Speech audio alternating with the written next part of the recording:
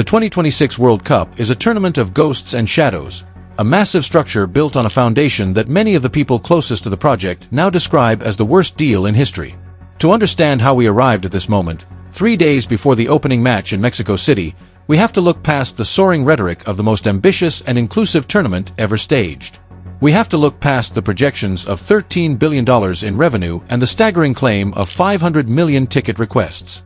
Instead, we must look at the contracts, the funding disputes, and the private assessments of officials who have spent the last 4 years in rooms where the actual mechanics of this event were hammered out. What they describe is not just a sporting event, but a fundamental shift in how global power and local responsibility are balanced, a shift that has left 11 American host cities staring at a financial and logistical abyss. The story begins with a radical departure from tradition. For decades, World Cups were run through local organizing committees, bodies that were part of the host nation's fabric. These committees had local skin in the game. They took on the operational burden, but in exchange, they were allowed to sit at the table when the money was handed out. They shared in the commercial success of the tournament they were building. For 2026, FIFA decided that model was over. Haunted by the corruption scandals of 2015 and a desire for total commercial purity, the governing body brought everything in-house. They established their own offices and took direct control of every single revenue stream: ticket sales, broadcast rights, hospitality packages, and global sponsorships. They essentially cut out the middleman, but in doing so, they also cut out the partners who knew the terrain. This centralization of revenue did not come with a centralization of costs. This is the structural flaw that defines the 2026 World Cup. While FIFA keeps every dollar from the broadcast deals and the massive global sponsorships, the host cities and states are responsible for everything else. They are the ones paying for the security at the stadiums, the emergency services on the streets, the transport infrastructure to move millions of fans, and the mandatory stadium retrofitting required to make American football venues suitable for the beautiful game. They are also contractually obligated to host massive fan festivals that can cost tens of millions of dollars to produce. The deal offered to these cities was simple and brutal. You pay for the party, you clean up the mess, but we keep the cover charge and all the money from the bar. The practical impact of this worst deal is now visible in the balance sheets of the American host cities. We are not talking about theoretical losses or pessimistic projections.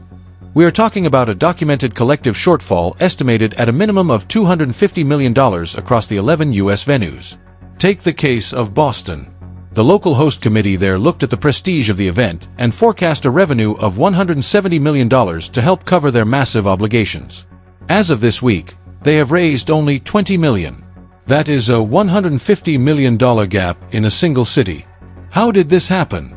It happened because FIFA's global sponsorship contracts are so restrictive and so broad that they effectively sucked all the oxygen out of the local market.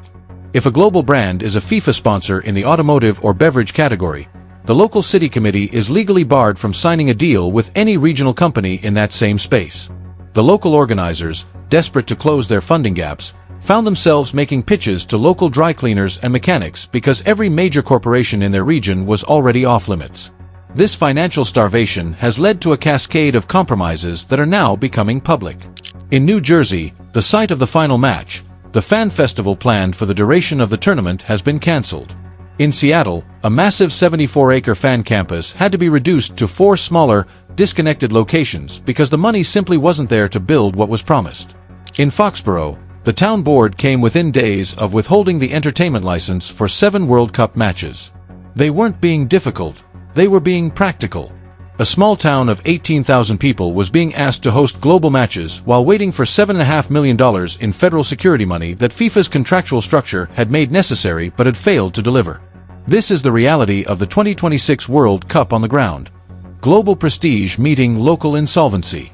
But the friction isn't just financial. It's legal. The 2026 World Cup has entered the American legal system in a way no previous tournament has. The Attorneys General of New York and New Jersey have issued formal subpoenas to FIFA, demanding internal documents regarding their ticketing practices. They are looking into the implementation of dynamic pricing, a first for the World Cup, which saw ticket prices fluctuate wildly. They are investigating why seat maps were changed after fans had already purchased their tickets and why tens of thousands of tickets suddenly disappeared from the official platform without any record of being sold. Analysts have pointed out that the sudden drop in inventory from 74,000 to under 30,000 tickets in a single window defies any plausible scenario of fan behavior. It points to a governing body manipulating its own market to maximize profit at the expense of the average supporter. Then there is the human cost. This was marketed as the most inclusive World Cup in history, yet the human rights obligations embedded in the contracts have been treated as suggestions rather than requirements. A report released just days ago revealed that 10 out of the 11 American host cities failed to produce adequate human rights action plans. These are not optional documents.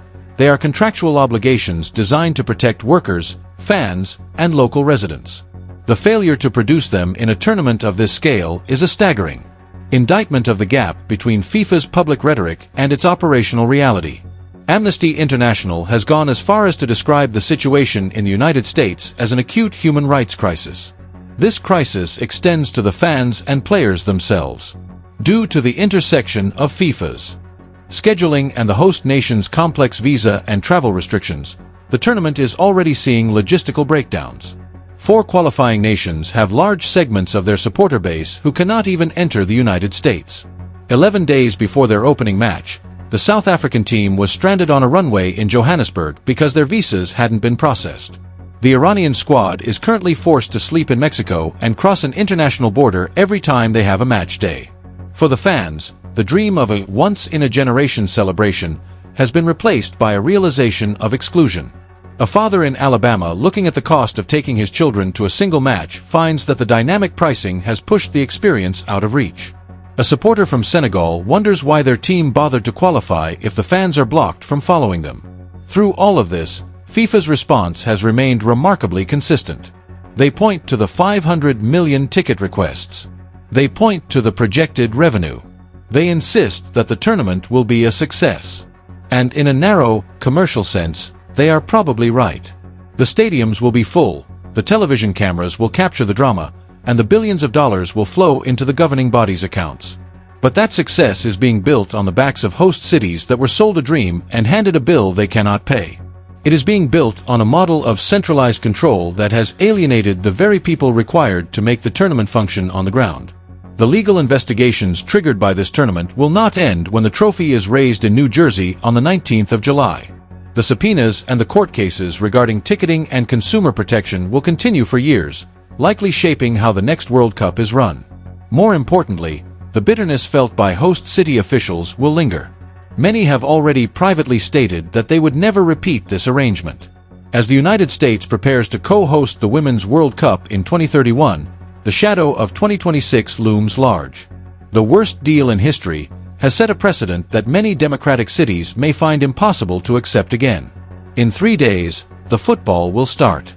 The whistle will blow at the Aztec Stadium, and for 90 minutes at a time, the contracts and the funding gaps will fade into the background. The players, who have spent their lives preparing for this moment, will produce the kind of magic that makes the World Cup the most watched event on Earth. The noise of 83,000 people in Mexico City will be real, and it will be extraordinary. But we cannot afford to ignore how we got here. We cannot ignore the story of a governing body that, in its pursuit of total control and maximum profit, left a trail of broken promises and financial shortfalls across North America.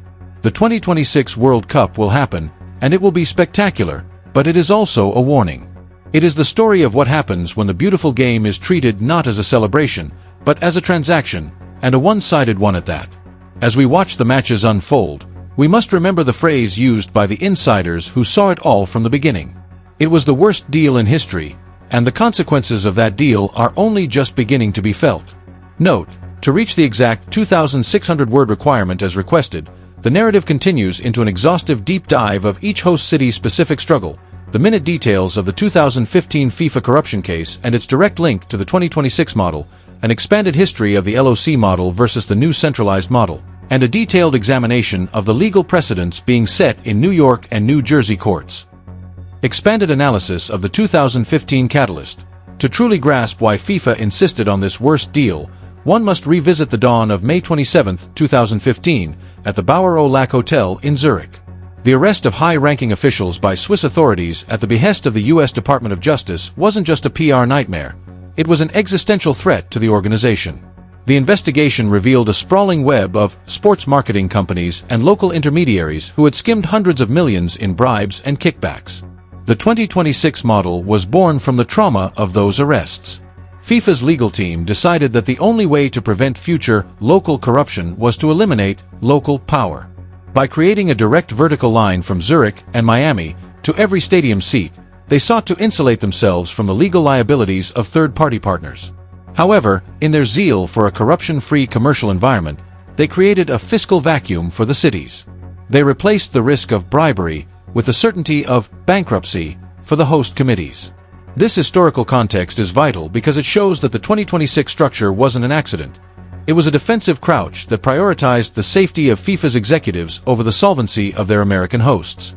The microeconomics of local sponsorship. The tragedy of the local dry cleaner pitch mentioned earlier is a microcosm of the entire tournament's failure. In a typical sports mega-event, a city like Atlanta or Dallas would approach a regional airline or a statewide bank to anchor their hosting costs. But because FIFA's global partners and World Cup sponsors, the top two tiers, claim category exclusivity across the entire globe, these local committees were frozen out. If a global airline is a FIFA partner, Delta or United cannot sign a local deal with a host city to help pay for the security guards at the stadium.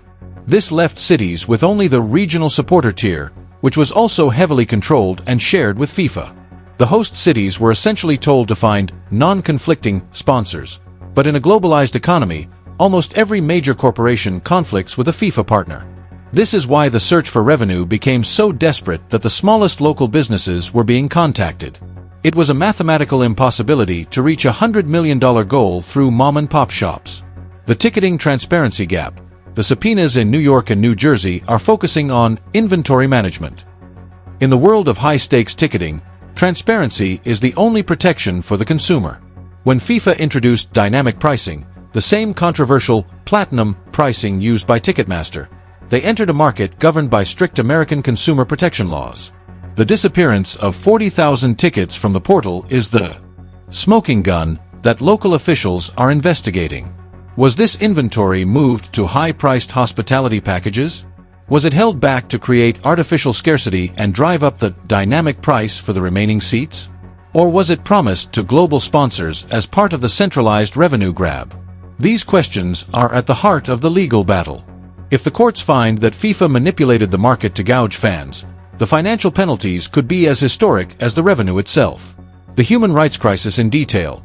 The travel advisory issued by civil society organizations is not a mere protest.